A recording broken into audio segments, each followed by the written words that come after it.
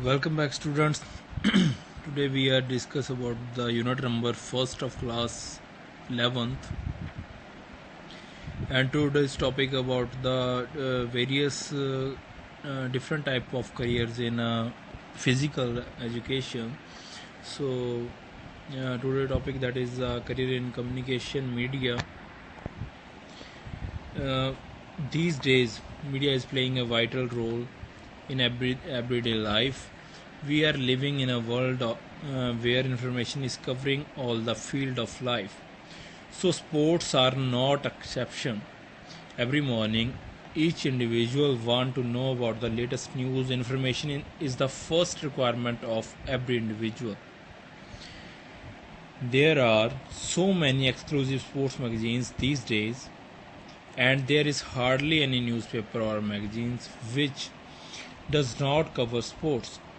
If one is interested, one can have one's career in as sports journalist, or one may start writing sports article if the individual has the flair for the ability to write. There are so many sports columnists even without sports background. It is very much true that seasoned sports person will enjoy more in this line and will also get good income. So, if we elaborate this point, career in communication media, so अगर आप physical education choose करते हो, अगर आप B P Ed D P Ed करके physical line में आते हो, तो इस लाइन में एक आप as a career communication media में भी अपना जो है वो करियर चूज़ कर सकते हो. वो कैसे? आजकल जो टेक्नोलॉजी ज़्यादा होने के कारण हमें न्यूज़पेपर, टेलीविज़न, इंटरनेट वगैरह यूज़ करते हैं, जिससे हमें लेटेस्ट न्यूज़ इन्फॉर्मेशन मिलती हैं. मैगज़ीन्स, न्यूज़पेपर्स हो गए. तो इस दौर में तकरीबन हर एक जो अखबार होगा, कोई न्यूज़पेपर होगा, स्पोर्ट्स मैगज़ीन्स होंगे, वो स्पोर्ट्स से रिलेटेड जानकारी देंगे हमें. तो उसके लिए, उस मैगज़ीन के लिए, उस टीवी चैनल के लिए रिपोर्टिंग करने के लिए भी जो है हम अपना करियर चूज़ कर सकते हैं as a writer, as a commentator. तो ये भी एक एज अ प्रोफेशन आप चूज़ कर सकते हो. कम्युनिकेशन मीडिया में भी बहुत तरह की आगे लाइंस हैं, डिफरेंट वेज़ हैं जो आप कम्युनिकेशन मीडिया में अलग अलग तरह के काम जो है वो कर सकते हो. कुछ ऐसी एग्जांपल्स हमें दी गई हैं, जैसे there are so many examples like Sunil Gavaskar, Ravi Shastri, Syed Kirmani, Imran Khan and so many eminent player of the world. आगे हम इस लाइन में कम्युनिकेशन मीडिया में कौन कौन से आगे जो करियर अपॉर्चुनिटीज़ है जो है हमें मिलती हैं, वो कौन कौन सी होगी. फर्स्ट है photography and TV reporter. One can have the career as TV और radio commentator. These days, TV is getting more and more popular. A good amount of its time is allotted to coverage and promotion of sports activities. A number of private cable TV networks provide the opportunities to be commentator on television and even on radios. These days, big events like Cricket World Cup, Football World Cup, tennis matches require so many commentators for various TV networks. So as a photographer और as a TV reporter आप communication media में अपना career choose कर सकते हो. जैसे कि आजकल आप देखते हो टीवी चैनल्स के ऊपर क्रिकेट मैचेस में बहुत सारी कमेंट्री की जाती है, जो इस पिक्चर में आप देख सकते हो during cricket match, during football, FIFA world cup. So as a commentator और एज अ फोटोग्राफर भी आप अपना करियर बना सकते हो फिज़िकल में. Second point that is a self employment और बिजनेस अपॉर्चुनिटी। अगर आप अपना बिजनेस करना चाहते हो फिज़िकल की लाइन में आने के बाद, तो आप कौन कौन से आपको ऑप्शंस जो हैं वो अवेलेबल हैं इस लाइन में, आगे देखते हैं। Nowadays people are health conscious. They are spending a good amount to keep themselves physically fit.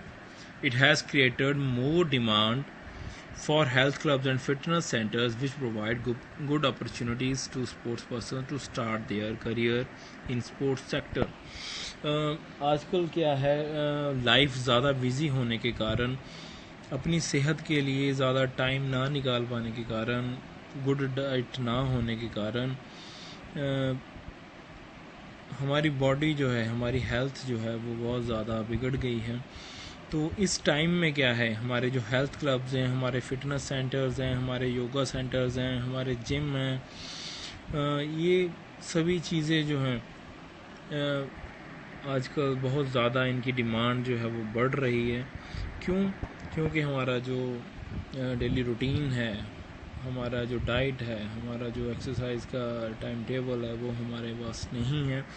तो अगर आप अपना बिजनेस स्टार्ट करना चाहते हैं तो ये भी एक आपको ऑप्शन है। आप if you want to start your own business, start your fitness centre और क्लब, सो ये भी एक ऑप्शन आपके पास अवेलेबल है अगर आप अपना खुद का अपना जिम वगैरह कुछ स्टार्ट करना चाहते हैं own business. Now move on to the third point, that is a book publishing. To start a career in the sports publishing sector, it is very necessary to have the knowledge about the various games and the rules and regulations, players' history, etc. A sport promotion of sports literature with a knowledge of these things. अगर आप एक book publisher as a publisher अपना जो है career बनाना चाहते हो physical education में, तो फर्स्ट आपको क्या है, you have to proper knowledge about the various games. आपको गेम्स के रूल्स वगैरह पता होने चाहिए, रेगुलेशंस पता होने चाहिए, एंड आपको गेम्स की इससे हिस्ट्री पता होनी चाहिए। और उसके बाद जो है आप एक अच्छी बुक जो है वो लिटरेट कर सकते हो, पब्लिश कर सकते हो। तो as a publisher, as a literature writer, you can make your own career in this line. So move on to the fourth, that is writing. Nowadays, to start a career as a sports writer or writing about sports is becoming a profession. People who are sports person can choose their career in writing by writing articles. आप as a writer भी अपना जो है career बना सकते हो। अगर आप एक स्पोर्ट्स पर्सन हो, आप अपने जीवन के बारे में लिख सकते हो, अपनी किताब पब्लिश कर सकते हो, और आपको सही से नॉलेज हो अगर गेम्स के बारे में, रूल्स के बारे में, हिस्ट्री के बारे में, तो आप एज अ राइटर आगे अपना करियर बना सकते हो। Move on to the fifth, that is the industry. The industrialist must have the knowledge of the sports and making the sports equipment, ball, hockey, football, etc. If the industrialist does not know even the length, breadth and the thickness of the bat, he cannot manufacture. अगर उसे पता ही नहीं है कि कौन सी game में कौन सा जो है वो इक्विपमेंट चाहिए, कौन सी मशीन्स या कौन सा सामान चाहिए, और उसकी length, breadth, height, measurement, thickness क्या होगी, तो it is not to be possible to manufacture things. Firstly आपको नॉलेज हो। Second thing, the industrialist should study the rules and the regulations related to the sports from time to time, because the board can make any amendment at any time in any game. Latest जो है वो knowledge games के बारे में होना वो ज़रूरी है, क्योंकि अगर कोई गेम में अमेंडमेंट की गई है, अगर उसकी कोई टाइमिंग, अगर उसकी कोई इक्विपमेंट, सामान उसको चेंज किया गया है, शेप चेंज की है, कलर चेंज किया गया है, तो वो भी आपको प्रॉपर नॉलेज होना, अप टू डेट होना ज़रूरी है। The industrialist should have sports magazine and sports newspaper to improve his knowledge.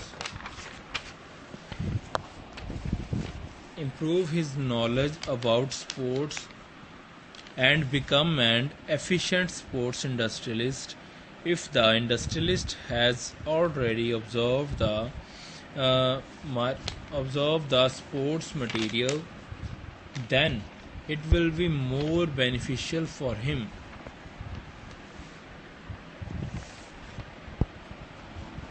Move on to the sixth, that is the selling.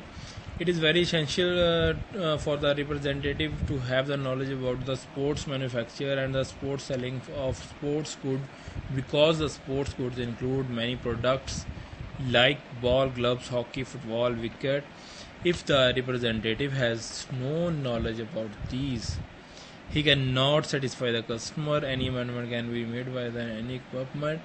तो इसमें भी अगर आप फर्स्टली आप मैन्युफैक्चर कर रहे हो इस चीज़ को, सेकेंडली आपको सेलिंग में एज अ सेलर सेल्समैन आपको सही से प्रॉपरली नॉलेज हो, आप अप टू डेट हो उसके बारे में, कोई अमेंडमेंट की गई है उसके रूल्स के बारे में, प्लस आपको प्रॉपर नॉलेज है किसी गेम के बारे में, तो आप अपने कस्टमर को जो है वो आप सेटिस्फाई कर सकते हो। आप अपनी जो सामान है, जो अपना गुड्स है, प्रोडक्ट है आपका, उसे आप इजीली सेल कर सकते हो। Move on to the seventh point, that is a marketing. For better marketing of sports good, its representative must have the knowledge related to the games. To advertise about any game, its basic knowledge is very necessary. Maybe through posters, as the famous companies get the large size posters to the famous sports person pasted on the wall in the chalks of cities. Many big companies give bats to the player for their advertisement and make contract with them. They will use only those bats given by them. The national and international matches. Thus, the players play in the national or international matches. Advertisement of the sports good can also be made through TV and newspaper. So it is very necessary to have the knowledge of sports market and complete information for marketing. आप manufacturer बन गए, उसके बाद आपको अच्छी selling का जो है वो तरीका आना चाहिए, नॉलेज होनी चाहिए। थर्ड, आपको मार्केट के बारे में पता हो, आप अपने जो प्रोडक्ट है, आपका जो स्पोर्ट्स का सामान है, जो आपका गुड्स है, या जो भी कुछ आप इक्विपमेंट या मशीन्स कुछ भी आप मैन्युफैक्चर कर रहे हो, तो आपको उसकी अच्छे से एडवर्टाइजमेंट करनी होगी। जैसे बहुत सारी कंपनीज जो हैं वो अच्छे अच्छे प्लेयर्स को लेती हैं, अपनी एड्स वगैरह टीवी पे करती हैं, नेट पे करती हैं, तो ये मार्केटिंग के लिए ये ज़रूरी है। Event management. To host an event national and international level requires a good event management. Only those people who have sports background have the knowledge of sports manage this event wisely. Consequently, sportsmen can choose their career in event management. तो last में जो 8th point है वो है event management. As a event manager भी आप अपना career जो है वो बना सकते हो इसमें. क्योंकि आप फर्स्टली क्या ज़रूरी है, आप एक स्पोर्ट्स बैकग्राउंड से होने चाहिए, आप एक अच्छे प्लेयर होने चाहिए, आपको नॉलेज होनी चाहिए प्रॉपर रूल्स रेगुलेशंस के बारे में, हिस्ट्री के बारे में, अमेंडमेंट्स के बारे में. तो ही आप एक इवेंट को जो है वो अच्छी तरह से मैनेज कर सकते हो, वाइजली मैनेज कर सकते हो. तो एज अ इवेंट मैनेजमेंट भी आपको एक ऑप्शन अवेलेबल है. उसके बाद है next, move on to the second point, that is the competition in various sports at national and international level. इसमें क्या है, आपको competitions के नाम बताने हैं जो कि नेशनल लेवल और इंटरनेशनल लेवल पे होते हैं. नेशनल लेवल पे कौन से होंगे? जो इंडिया के अंदर होंगे, जो हमारे कंट्री के अंदर, हमारे कंट्री के लेवल पे होंगे, जिसमें हम डिस्ट्रिक्ट से स्टेट और स्टेट में से चूज़ करके प्लेयर इंडिया लेवल पे, नेशनल लेवल पे खेलते हैं. वो सारे कंपटीशंस जो हैं वो नेशनल कंपटीशंस हैं. There are given women and sports competition in India, archery competition in India, defunct sports competition in India, athletic competition in India, badminton tournament in India, boxing competition in India, diving competition in India, football competition in India, gymnastic competition in India, Indian domestic cricket competition, kabaddi competition, motor sports competition in Odisha, shooting competition in India, sports competition in Bengaluru, sports competition in Delhi, sports competition in Kolkata, Pune, swimming competition in India, tennis tournament, water polo competition, wrestling competition, and basketball competition, cycle race, field hockey, golf tournament, handball competition, judo competition, sports league in India, national games of India, sailing competition, snooker competition, sports competition in Chennai, Hyderabad, Mumbai, squash tournament, table tennis competition, volleyball competition, and weightlifting competition in India. So these are the tournament that played in national level. सो आप इसे याद कर सकते हो कि कौन कौन से टूर्नामेंट जो हैं वो नेशनल लेवल पे हमारे इंडिया में खेले जा सकते हैं, कौन कौन से टूर्नामेंट होते हैं. उसके बाद है move on to the next, that is a competition in various sports event at international level. तो नेशनल में से मेडल लेने के बाद जो प्लेयर्स हैं, अच्छे प्लेयर्स हैं जिनका गोल्ड आएगा, गोल्ड मेडल लेने के बाद वो एबल हो जाते हैं कि वो आगे इंटरनेशनल लेवल में उनकी सिलेक्शन हो जाए. तो वो इंटरनेशनल जो हमारे कंपटीशंस हैं, जैसे मेनली वर्ल्ड कप हैं, एशियन गेम्स हैं, ओलंपिक गेम्स हैं, कॉमनवेल्थ गेम्स हैं, तो उनमें वो हमारी कंट्री एज अ कंट्री रिप्रेजेंटेटर बनते हैं, वो कंट्री को रिप्रेजेंट करते हैं. तो कौन कौन से कंपटीशंस हैं वो वेरियस गेम्स में से जो इंटरनेशनल लेवल पे होते हैं. Like first, that is a baseball, world baseball classic. The world baseball classic is an international baseball tournament for national baseball team from around the world. तो ये कंपटीशन कराया जाता है बेसबॉल वर्ल्ड क्लासिक. उसके बाद basketball world classic, FIBA basketball world जिसे कहा जाता है, boxing world championship, cricket ICC world cup, cycling golf rider cup, ये 2 साल के बाद करवाया जाता है मेनली, जिम्नास्टिक और वर्ल्ड रिदमिक. उसके बाद है handball world championship, world cup hockey organise by the national hockey league, जिसे ऑर्गेनाइज करती है national hockey league and the national hockey league players association NHLPA, world cup of hockey. Rugby union rugby world cup करवाती है international level पे. Swimming FINA world cup, the world championship for aquatic sports, diving, swimming, 50 metre open water swimming, water polo, synchronise swimming, held every 2 year. 2 साल के बाद ये swimming का competition world level पे करवाया जाता है, जिसे कहा जाता है FINA world championship for aquatic games. Next, that is a surfing world surfing games. Table tennis world championship consists of 5 events: men's singles, women's single, men's double and mixed double.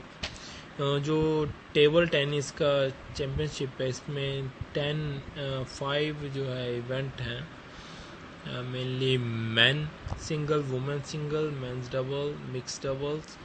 तो ये 5 इवेंट हैं इसमें. Move on to the tennis, that is a tennis में जो grand slam है, tennis का जो grand slam है उसके पार्ट्स हैं, जैसे Wimbledon, US open, Australian open, French open और डेविस ओपन. तो इंटरनेशनल लेवल के ऊपर ये कॉम्पिटिशन्स करवाए जाते हैं for tennis game. Volleyball, the world championship and international competition held every 4 year. उसके बाद weight lifting world weight lifting championship. तो वेट लिफ्टिंग की वर्ल्ड लेवल के ऊपर जो कंपटीशन करवाया था वो वर्ल्ड वेट लिफ्टिंग चैम्पियनशिप है.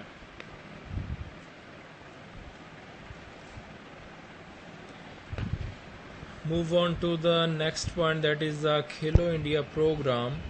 The Khelo India program is for the development of sports as as the importance of sports and fitness in one's life is an invaluable to the wholesome development of youngster, essentially all hands. So this is the logo of Khelo India program, that is started by the Prime Minister Modi. Union Cabinet, chaired by the Prime Minister, has approved the revamped Khelo India program at cost of 1756 1756 crore for the period of 2017, 18, 19 to 20.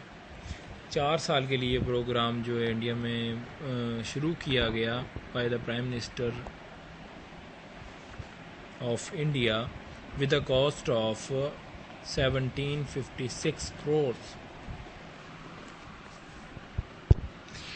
All the opening ceremony of Khelo India school games at the Indira Gandhi Stadium, the Prime Minister encouraged the country youth to take up sports and help the nation move ahead. And event will highlight the country's sporting talent and potential to the world. So mainly जो ये खेलो India programme India में चलाया गया उसका जो main motive था वो India में स्पोर्ट्स को आगे बढ़ाना,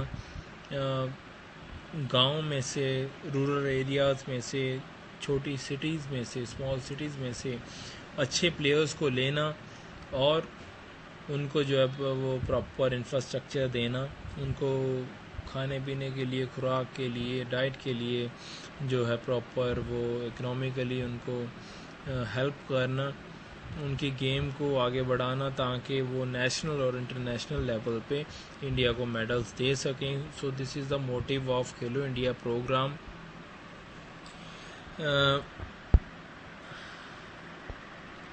The Khelo India Youth Games, formerly Khelo India School Games. The school games will be held across the discipline in the under 17 age category, and 5,000 schools, children from 19 states and the 7 union territories will participate in this event 31st January to 8th January. A total number of 199 gold and 199 silver medals and 275 bronze medals will be at stake in the first Khelo India program. जो सबसे पहला खेलो India programme school levels के ऊपर games को, sports को आगे बढ़ाने के लिए शुरू किया गया था, तो ये इसमें ज़्यादातर 17 एज के जो ग्रुप के बच्चे थे उनको लिया गया. 5,000 स्कूल इसमें पार्टिसिपेट किए. 29 स्टेट में से 5,000 स्कूल में से बच्चे लिए गए जिनकी उम्र 17 साल की कैटेगरी में थी, और ये 31 जनवरी से 8 फरवरी तक ये प्रोग्राम चला, जिसमें 199 गोल्ड, 199 सिल्वर और 275 ब्रॉन्ज मेडल्स इसमें दिए गए.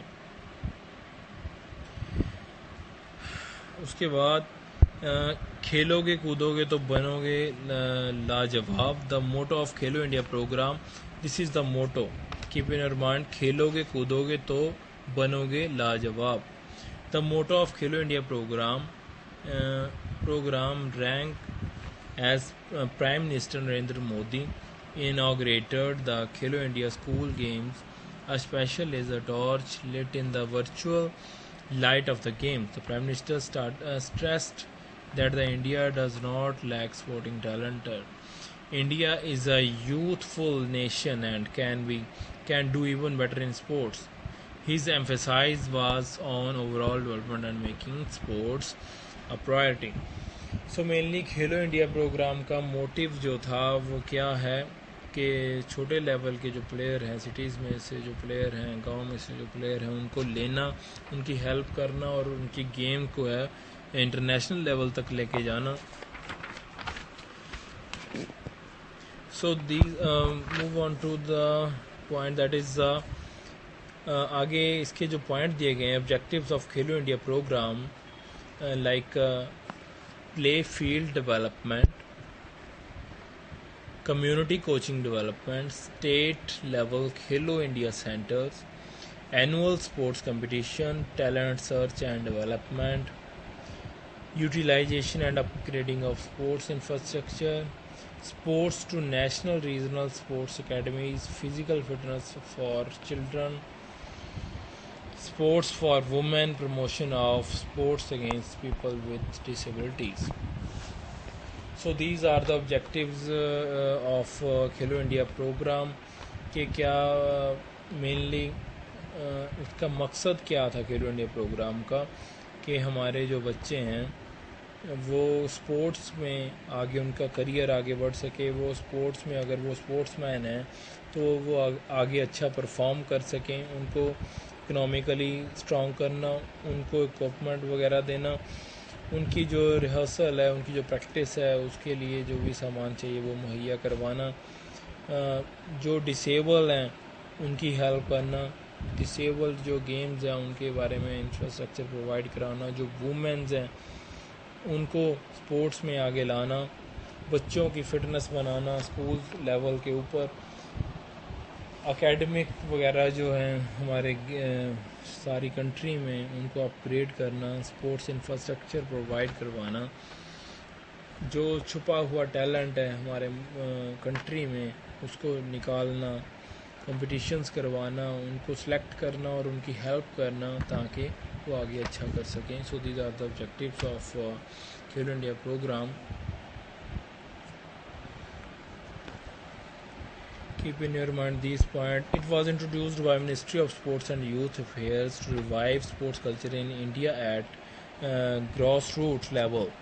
Its objective is to build strong frame for all sports played in the country and establish great sports nation. It is expected to help scout young talent from school various disciplines or groom them as future sports champion. Talented players will be identified under it in priority sports discipline at various levels by high-powered committee, and even each will be provided annual financial assistance of 5 lakh for 8 years.